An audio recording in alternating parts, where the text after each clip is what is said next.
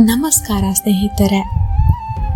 Video ಶುರು ಮಾಡೋಕ್ಕೂ ಮುನ್ನ ನಿಮಗೂ ಈ ಮಂತ್ರಾಲಯದ ಮಹಾಪ್ರಭು ರಾಘವೇಂದ್ರ ಸ್ವಾಮಿಗಳ ಮೇಲೆ ಅಚಲವಾದ ಭಕ್ತಿ ಇದ್ದರೆ ಈಗಲೇ ಕಮೆಂಟ್ ಬಾಕ್ಸ್ನಲ್ಲಿ ರಾಯರಿದ್ದಾರೆ ಅಂತ ಬರೆದು ಈ ವಿಡಿಯೋ ನೋಡಲು ಶುರು ಮಾಡಿ. ಯಾಕಂದರೆ ರಾಯರನ್ನು ನಂಬಿದವರು ಎಂದೂ ಕೆಟ್ಟಿದ್ದಿಲ್ಲ.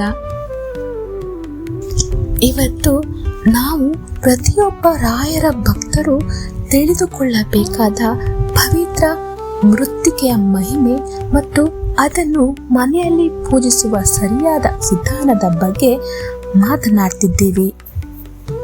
ಎಷ್ಟೋ ಜನ ಮಂತ್ರಾಲಯಕ್ಕೆ ಹೋಗಿ ದರ್ಶನ ಮಾಡಿ ಬರ್ತೀರಾ, ಆದರೆ ಆ ಮಣ್ಣಿನ ಮಹತ್ವ ಗೊತ್ತಿರೋದಿಲ್ಲ. ಈ ವಿಡಿಯೋನ ಪೂರ್ತಿಯಾಗಿ ನೋಡಿ. ಮೃತ್ತಿಕೆ ಅಂದ್ರೆ ಬರೀ ಮಣ್ಣಲ್ಲ. ರಾಯರು ಬೃಂದಾವನ ಪ್ರವೇಶಿಸುವಾಗ ನಾನು ಈ ಮೃತ್ತಿಕೆಯಲ್ಲಿ ಸದಾ ಇರುತ್ತೇನೆ ಅಂತ ಭರವಸೆ ನೀಡಿದ್ದಾರೆ. ನೀವು ಮಂತ್ರಾಲಯಕ್ಕೆ ಹೋಗಲು ಸಾಧ್ಯವಾಗದಿದ್ದಾಗ ಮನೆಯಲ್ಲೇ ಈ ಮೃತ್ತಿಕೆಗೆ ನಮಸ್ಕರಿಸಿದ್ರೆ ಸಾಕ್ಷಾತ್ ರಾಯರ ಬೃಂದಾವನದ ಮುಂದೆ ನಿಂತಷ್ಟೇ ಫಲ ಸಿಗುತ್ತೆ. ಸ್ನೇಹಿತರೆ, ನಾವು ಮಂತ್ರಾಲಯಕ್ಕೆ ಹೋಗ್ತೇವೆ, ರಾಯರ ಬೃಂದಾವನದ ಮುಂದೆ ಭಕ್ತಿಯಿಂದ ಕೈ ಮುಗಿದು ಬರ್ತೀವಿ. ಅಲ್ಲಿ ನಮಗೆ ಪ್ರಸಾದವಾಗಿ ಮೃತ್ತಿಕೆ ಸಿಗುತ್ತೆ. ಆದರೆ ಪ್ರಾಮಾಣಿಕವಾಗಿ ಹೇಳಬೇಕಂದ್ರೆ ನಮ್ಮಲ್ಲಿ 90% ಜನಕ್ಕೆ ಈ ಮೃತ್ತಿಕೆಯ ಅಸಲಿ ಮಹಿಮೆ ಎಂದೆಂದೂ ಗೊತ್ತೇ ಇಲ್ಲ.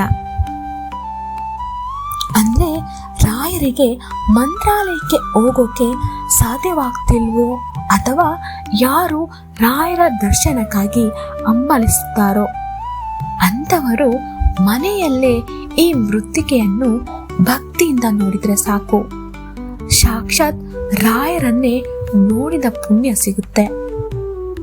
ಮೃತ್ತಿಕೆ ಅಂದ್ರೆ ಬರೀ ಮಣ್ಣಲ್ಲ, ಅದು ರಾಯರ ಜೀವಂತ ಶಕ್ತಿ. ಈ ಪವಿತ್ರ ಮೃತ್ತಿಕೆಯನ್ನ ಮನೆಯಲ್ಲಿ ಏಕೆ ಬಳಸಬೇಕು, ಇದರಿಂದ ನಿಮ್ಮ ಜೀವನ ಏಕೆ ಬದಲಾಗುತ್ತೆ ಅನ್ನೋದನ್ನ ಇವತ್ತು ವಿವರವಾಗಿ ತಿಳಿದುಕೊಳ್ಳೋಣ ಬನ್ನಿ. ಮೊದಲನೆಯದಾಗಿ ಶುದ್ಧೀಕರಣ ಮತ್ತು ಸ್ಥಾನ. ಮಂತ್ರಾಲಯದಿಂದ ತಂದ ಮೃತ್ತಿಕೆಯನ್ನು ಪ್ಲಾಸ್ಟಿಕ್ ಕವರ್ನಲ್ಲಿ ಹಾಗೆಯೇ ಇಡಬೇಡಿ. ಸ್ನಾನ ಮಾಡಿ ಮಡಿಪಟ್ಟೆ ಉಟ್ಟು ಪೂಜಾ ಕೋಣೆಯನ್ನು ಶುದ್ಧಿಗೊಳಿಸಿ. ಒಂದು ಸಣ್ಣ ಬೆಳ್ಳಿ ಅಥವಾ ತಾಮ್ರ ಹಿತ್ತಾಳೆಯ ಡಬ್ಬಿಯನ್ನು ತೆಗೆದುಕೊಂಡು ಅದಕ್ಕೆ ಮೃತ್ತಿಕೆಯನ್ನು ಹಾಕಿ. ಎರಡನೆಯದಾಗಿ ಅಕ್ಷತೆಯ ಪೀಠ. ರಾಯರ ಫೋಟೋದ ಬಲಭಾಗದಲ್ಲಿ ಒಂದು ಸಣ್ಣ ತಟ್ಟೆ ಅಥವಾ ಮರದ ಮಣೆಯನ್ನಿಟ್ಟು ಅದರ ಮೇಲೆ ಸ್ವಲ್ಪ ಅಕ್ಷತೆಯನ್ನು ಹರಡಿ. ಆ ಅಕ್ಷತೆಯ ಮೇಲೆ ಮೃತ್ತಿಕೆ ಇರುವ ಡಬ್ಬಿಯನ್ನು ಪ್ರತಿಷ್ಠಾಪಿಸಿ. ಇದನ್ನು ರಾಯರ ಬೃಂದಾವನ ಎಂದೇ ಭಾವಿಸಿ. ಮೂರನೆಯದಾಗಿ ದಿನನಿತ್ಯದ ಪೂಜೆ. ಗಂಧ ಮತ್ತು ಅಕ್ಷತೆ ಪ್ರತಿದಿನ ದೀಪ ಹಚ್ಚುವಾಗ ಮೃತ್ತಿಕೆಯ ಡಬ್ಬಿಗೆ ಗಂಧದ ಬೊಟ್ಟು ಇಟ್ಟು ಅಕ್ಷತೆ ಮತ್ತು ಹೂವನ್ನು ಅರ್ಪಿಸಿ. ತುಪ್ಪದ ದೀಪದಿಂದ ಪೂಜೆಯನ್ನು ಮಾಡಿ. ಈ ಸಮಯದಲ್ಲಿ ರಾಯರ ಸ್ತೋತ್ರ ಅಥವಾ ಕವಚ ಪಠಿಸುವುದು ಇನ್ನೂ ಶ್ರೇಷ್ಠ. ಗುರುವಾರದ ವಿಶೇಷ ಪೂಜೆ. ಪ್ರತಿ ಗುರುವಾರ ರಾಯರಿಗೆ ವಿಶೇಷ ದಿನ. ಅಂದು ಮೃತ್ತಿಕೆಗೆ ವಿಶೇಷವಾಗಿ ಹೂವಿನ ಅಲಂಕಾರ ಮಾಡಿ. ನೈವೇದ್ಯವಾಗಿ ಹಸಿ ಹಾಲು, ಕಲ್ಲು ಸಕ್ಕರೆ ಅಥವಾ ತುಪ್ಪದ ದೀಪವನ್ನು ಹಚ್ಚಿ. ಅಂದು ಕನಿಷ್ಠ 108 ಬಾರಿ ರಾಯರ ನಾಮಸ್ಮರಣೆ ಮಾಡಿ.